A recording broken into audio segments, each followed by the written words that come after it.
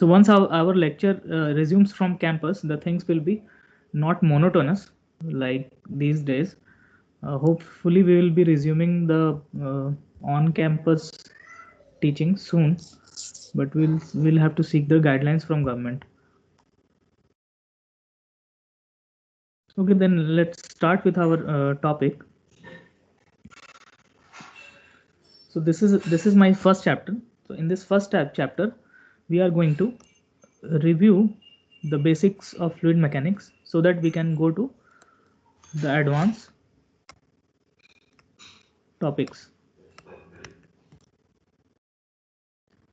There will be several chapters, but in the first chapter, we will have following breakups. We will start with the introduction to solids, liquids, and gases. We'll also look upon there is something called continuum hypothesis, which is the basis of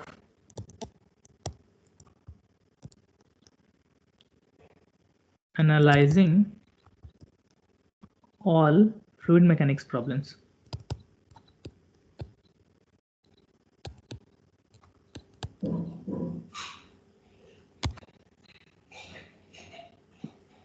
So in the sense that we will look upon this particular hypothesis. This is a hypothesis which is given in the sense that whether we can call a fluid a continuum or not. It means all the fluid elements are made up of molecules.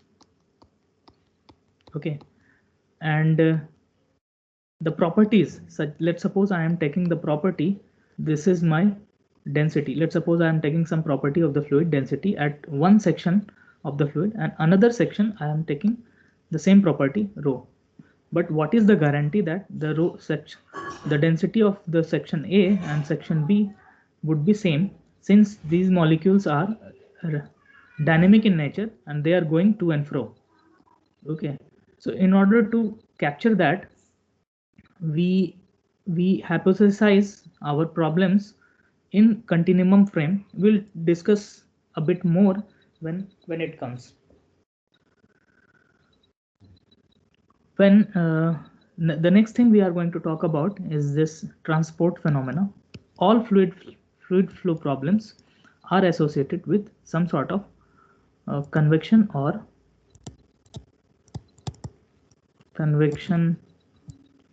diffusion. Okay. And we'll look closely how these terms are associated with the fluid mechanics, and these terms, convection, diffusion, are often collectively called as transport phenomena. Transport means your property is being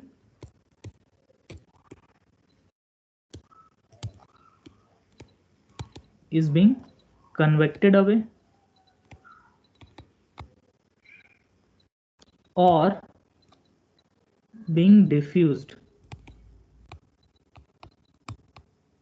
and these are certain traits of any fluid particle that the particle possess.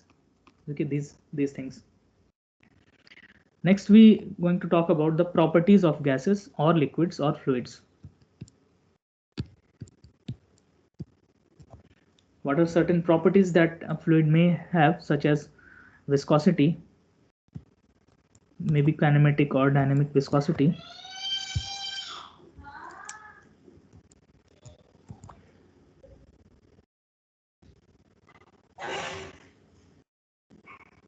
density, thermal conductivity, and several so on things. Those are the properties of fluids. I mean, these are the characteristics through which you can pinpoint your fluids. Okay, we'll look in details in the subsequent chapters, the subsequent slides. Next thing we will talk about in this chapter is volume and surface forces on fluid. So this is essential because any fluid particle may interact with their neighboring fluid particle or their neighboring solid surface. So it is essential to know that how these fluid particles are being interacted from their neighboring fluid particles, volume wise and surface wise, from fluid particles, neighboring fluid particles, as well as neighboring solid particles. Next, we will talk about the mechanical equilibrium that any fluid particle possesses when it is in static or in dynamic phase, or in dynamic, whether it is at rest or whether it is at in motion. How a fluid particle, uh, we can think of this state, this particle, it is in equilibrium, how we are going to assess that. Next and lastly, we will seek the conditions at two interfaces. Let's suppose we have uh, interfaces such as you have uh, a liquid which is in interaction with air, and you see that you will have mm, uh, uh, a layer which is being held by something called surface tension. There is a force per unit length, so to say. So the surface tensions, so we are going to talk about surface tensions that are acting between two interfaces.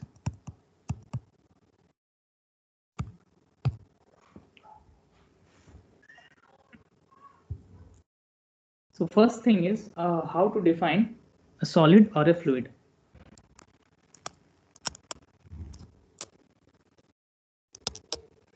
So what is the typical definition of solid you have read in your BTech or previous previously? Anybody can tell me?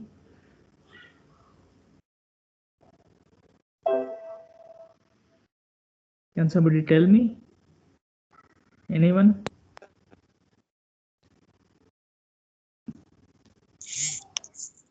Sir, by keeping the solid as it is, it cannot flow to somewhere else.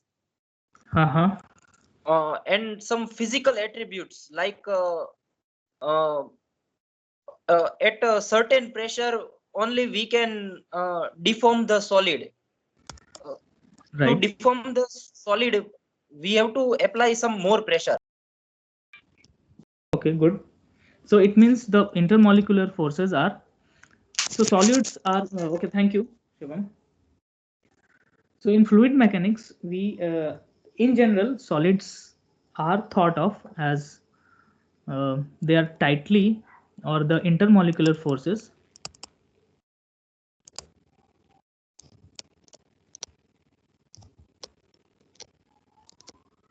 between atoms or molecules are large, and for fluid these intermolecular forces are moderate. But this is not the adequate definition that we should follow for understanding of fluid mechanics. So in fluid mechanics, what we do that we apply a shear force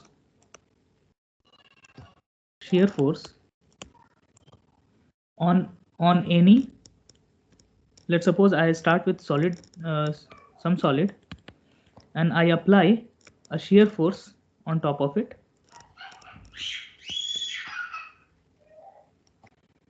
and because of this shear force the solid undergo deformation. No, before that, because of this shear force this solid becomes stressed. There is something called stress. So what do you mean by stress? Pressure दबाव sir. So Stress. this stress is nothing but the internal resistance.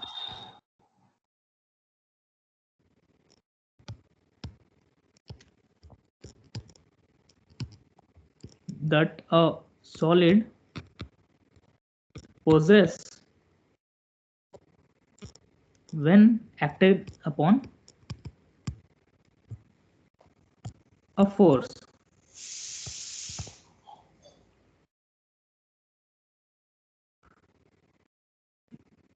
Okay, so due to this stress, there is a tendency of solid to deform. So it undergoes deformation.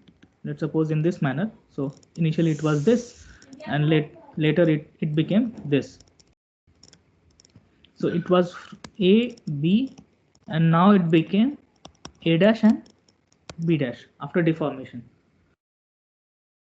And what will happen if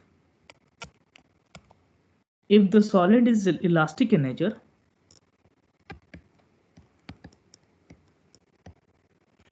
It regains its original position when the forces are being removed.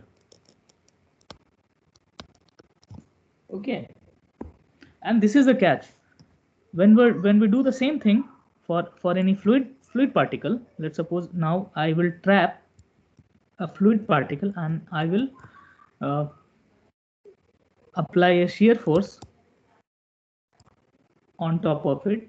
It undergoes stress.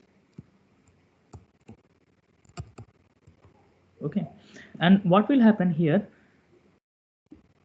The fluid from A to B, it undergoes A dash to B dash, and even though you remove this force, it is going to, so even though yes, you remove this force, it undergoes constant deformation.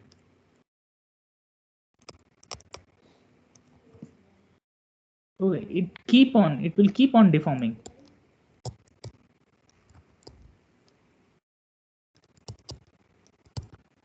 Okay, it would not it would not stop, and the shape of this fluid keeps on deforming. It will keep on deforming.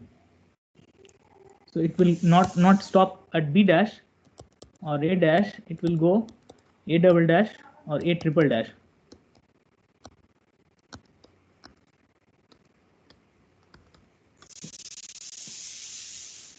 Okay, so these two things depicts fluid.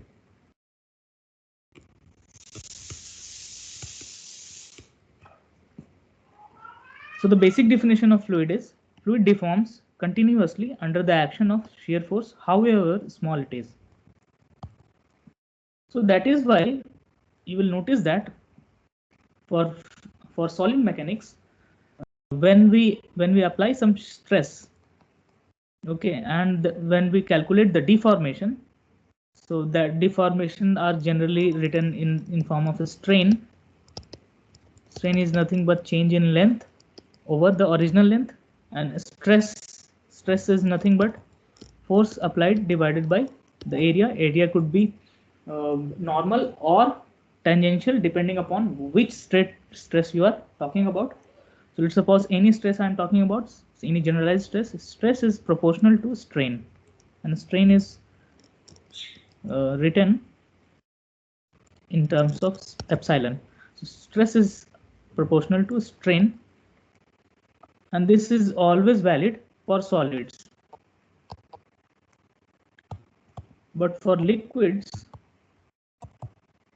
or gases, so basically uh, fluids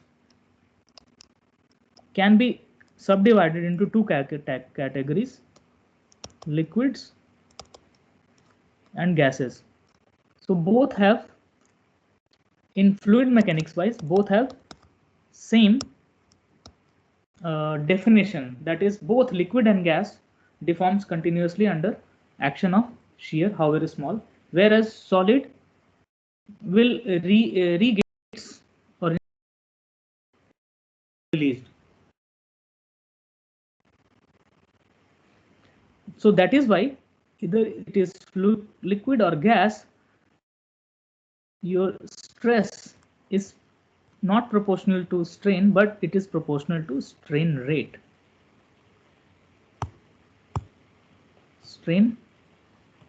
strain rate dot.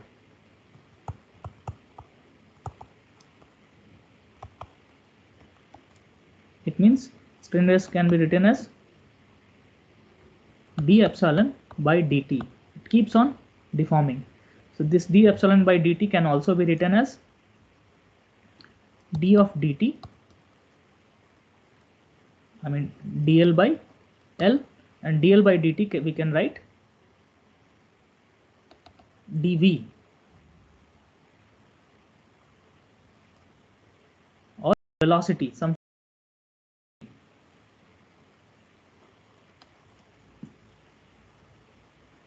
So that is why you might encounter. We'll also look into the details of these formulas into when we talk about the properties of gases. When we formally put our definition viscosity there. So here when we remove this proportional sign, we formally put some constant called Young's modulus over here in solid section, whereas here when we remove this proportionality constant, there is something called viscosity that comes into the picture, mu strain rate.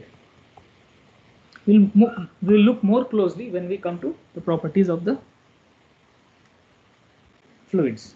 Okay, for the time being, we just keep ourselves focused on what is the definition of a fluid. So it continuously deforms under shear force. So that is why strain rate that will come into the picture.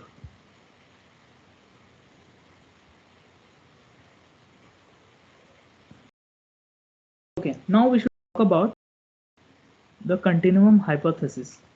So before knowing what this continuum hypothesis is, I want formally define a number called Knudsen number.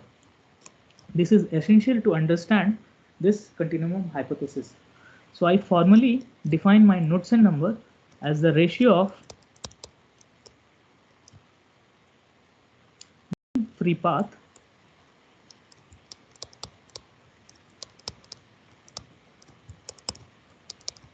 over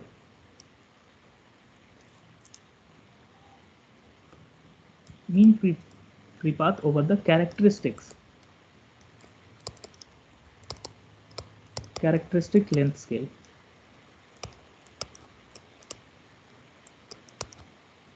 So mean free path is usually denoted as lambda, and this characteristic length scale is usually denoted as L. So this is how your formula it is. But now let's find out what does it physically mean.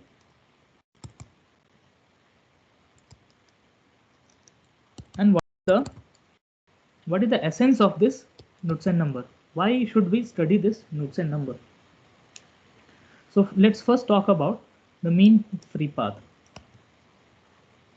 So this mean free path is the average distance traveled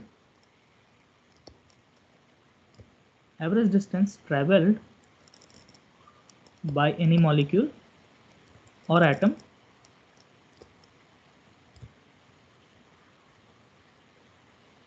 before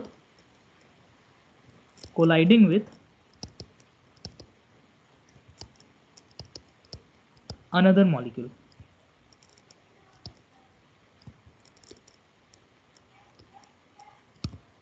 Okay, so in this particular course I will start things very slowly, then we will move into when we reach up to some threshold level, some definite level, then we can move things quickly. But in as a start of this course, I'll go slowly. So this lambda is the average distance traveled by any molecule before colliding with another molecule. So let's suppose I have an oxygen molecule, I have two oxygen molecules. So there are several oxygen molecules. Let's suppose at 1 atm we have oxygen molecules in the air, and they are going to and fro here and there. So in average sense, experimentally or by some mean, people have calculated how much average distance it, it will travel to collide with another molecule. Let's suppose this is my average distance that it is covering. So this is your lambda oxygen molecule, and which comes out to be, which is one atom and some temperature at room temperature, let's suppose 27 degrees C, it came out to be 1.6 and 10 to the power minus 8 meters.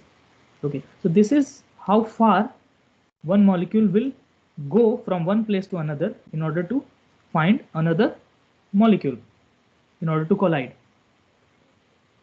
Okay, why it is important? Let me, so to understand the importance, we also have to look into the characteristic lengths.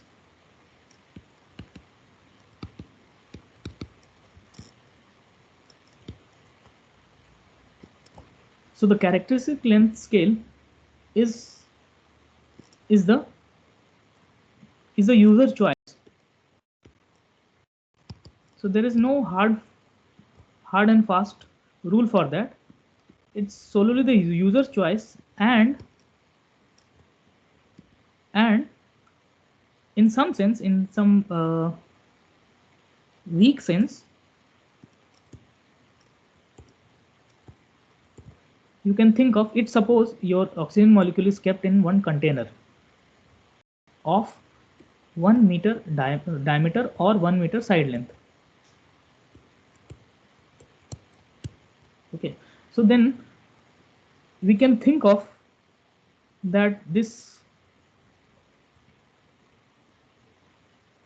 the behavior of these molecules may change from one extreme location to another extreme location, and then we keep this thing as our characteristic length scale. So in this case, the side lengths are called characteristic lengths. Let's suppose it is in a pipe of diameter d. So oxygen molecules are here, and it may collide at the top side and bottom side. So it may go somewhere here to here. So we can assume we have a choice to take this thing, the characteristic length scale, as the diameter of the pipe. You can also argue that you can also take R also. Yes, you can do that. It is always your choice. But again, it doesn't matter whether you are taking this diameter or radius or this side length. What matters here is the ratio. So Knudsen number is, let's suppose for this particular oxygen molecule, I want to calculate my Knudsen number, and this Knudsen number comes out to be 1.6 into 10 power minus 8 divided by 1 meters. So it comes out to be 1.6 into 10 power minus. This is very small. Okay. So people have come across that till Knudsen number less than 0.01, the things, I mean the oxygen molecule, whenever you have this in this limit, things are in this limit, till this limit, wherever you choose your region, okay, you go and choose your region and you try to calculate your density or some other properties. Okay, so your density comes out to be same. Okay, and whenever you have larger than this Knudsen number, larger than this, let's suppose I have Knudsen number 1. What does it mean? It means your mean free path and the characteristic length scale are same. It means you have a container of side 1.6 10 to the power minus 8 meters side length container, and while going from one place to another, it is striking again in the same way. It is averagely striking from going from one end to two end. So it means, what does it mean? It means the things are very rare over here. Okay, you cannot define rho properly. right? Here things are discrete, kind of discrete in some sense. And here, till when you do not reach less than zero point 0.1, things are continuous. This is the correct word, continuous, and safe enough to define your row as a point function.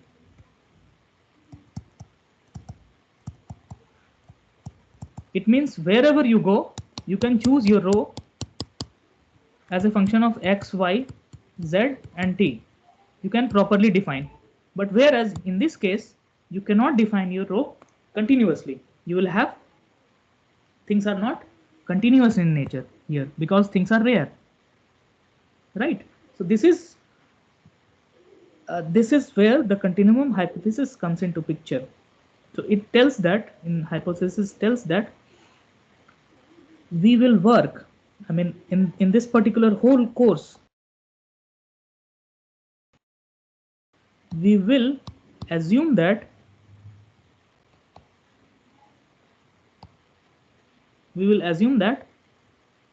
things are the properties are continuous. Okay, although please keep in mind that although your fluid substance is made up of molecules and atoms, but we are going to ignore that, and this is how the continuum hypothesis is formally put. Although things are made up of molecules and atoms, so we are not going to think that these are made up of molecules and atoms, and we think that things are continuous throughout. Three things are homogeneous and continuous throughout. Wherever you go, you will not find any atom or molecule, in a sense that we defy that things are not made up of molecules and atoms. And this is what continuum hypothesis is all about. And in this whole course, we are not going we will be restricting things in continuum hypothesis, okay, in this particular course. In advanced courses such as rarefied gas dynamics,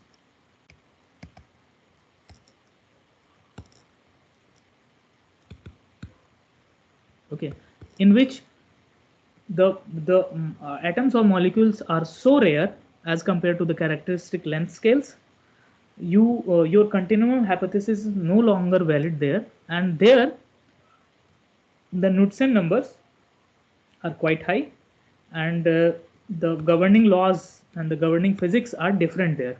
And here in this continuum hypothesis, the governing laws and things are different over here, and we will be restricting our course into the continuum hypothesis approach only. Okay, any questions so far?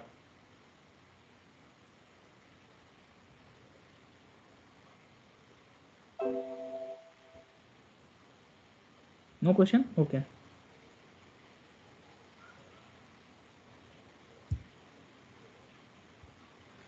Okay, another way to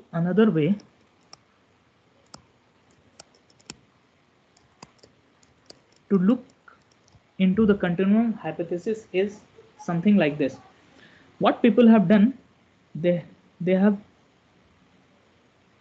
chosen a region. Let's suppose you have the gas molecules in some region, and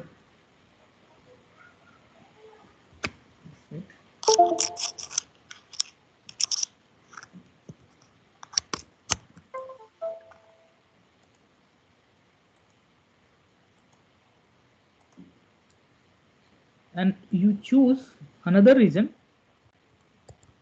This is your control volume or some another region of interest, okay, and this particular blue thing has the volume is dV, okay, and let's suppose the mass that this dV contains is m or dm. The mass that it contains is dm.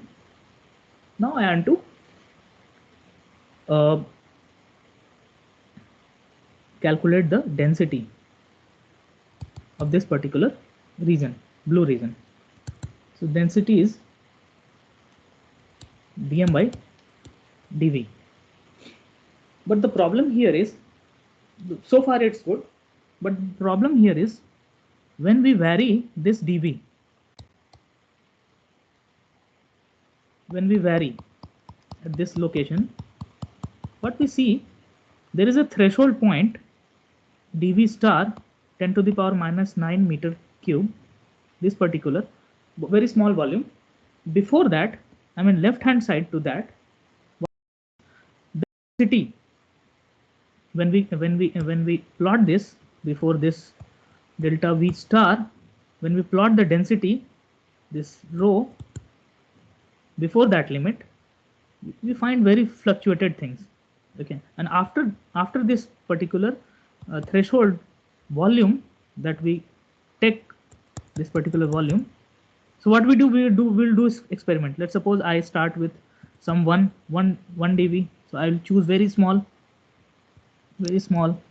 After that I choose slightly bigger. I keep on choosing until I reach delta v. So when I choose this one, I find my density somewhere here. When I take 2, I find my density somewhere here. It keeps on fluctuating. After that, it seems to be a particular trait. It's follow particular trait. So this region has some uncertainty. The reason being, again, the Knudsen number is very high here. Why?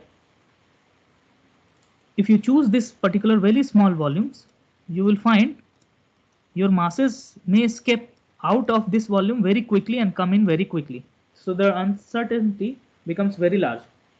But when you reach to a certain particular volume, the molecules here, even if one mass or one molecule step out of here and one molecule comes into here, the variation of density doesn't change much after a critical, if you choose a critical volume in your hand.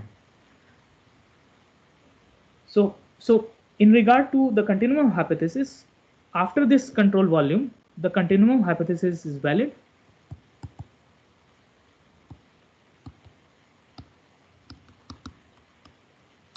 And before this, it is not valid.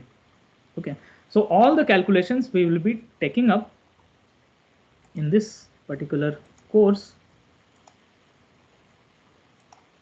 is right hand side of this particular volume, where we get the certainty of the density. So this is your density, this is your volume. So we get a nice function of density. We can say that density is constant somewhat. Okay, moreover, we also get microscopic uncertainty in some sense.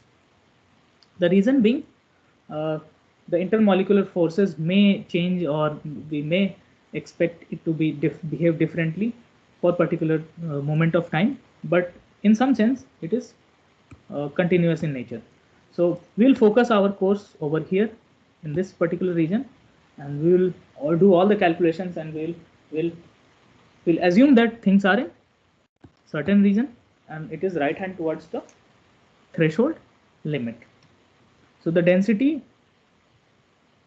we'll call the density definition as dm by dv, where the limit dv tends to delta v star.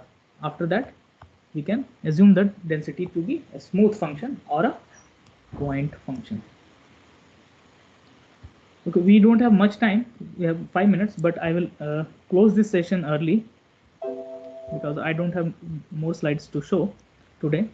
Maybe I'll catch up things quickly in the next lecture. So far, can I have any doubt? Do we have any doubt so far in today's lecture?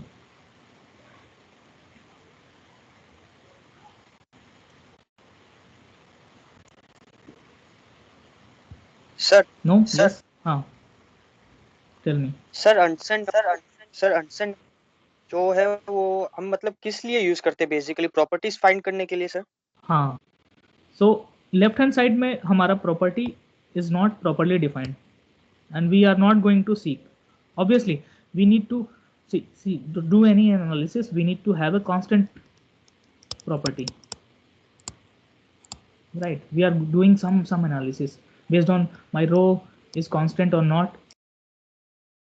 We need to think, okay, we need to whether we have constant thermal conductivity or if it is changing with time or it is changing with changing the volume, the things are not in shape. So we need things to be constant in nature or at least to be point function. Even if it is not constant, it should be continuous in nature, not fluctuating.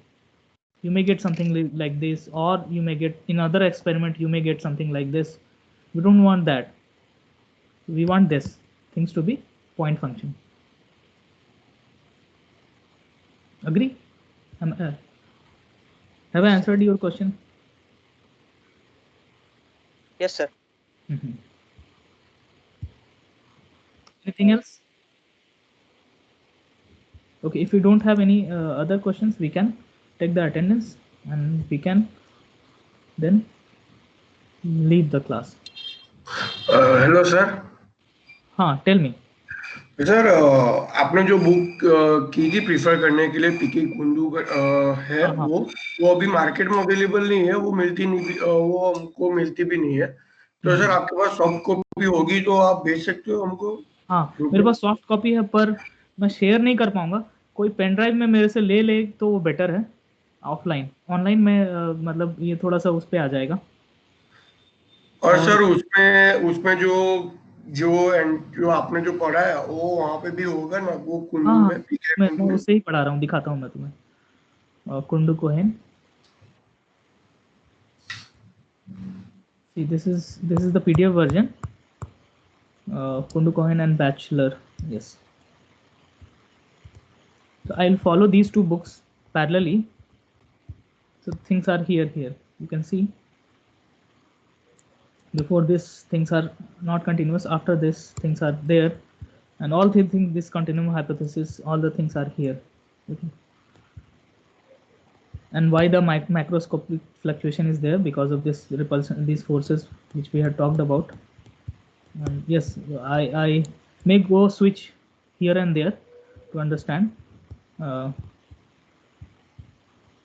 Basically, I will be following these two books, Bachelor and Cohen. Yeah. I have the PDF, but I cannot share online because it will be unethical in some sense. So if you guys have pen drive or offline, if you want to take, I can give you, but you have to come to my place, at least one of you, and then you guys can share. Otherwise, you have to manage from internet somehow. Uh, Let me stop the recording because I don't want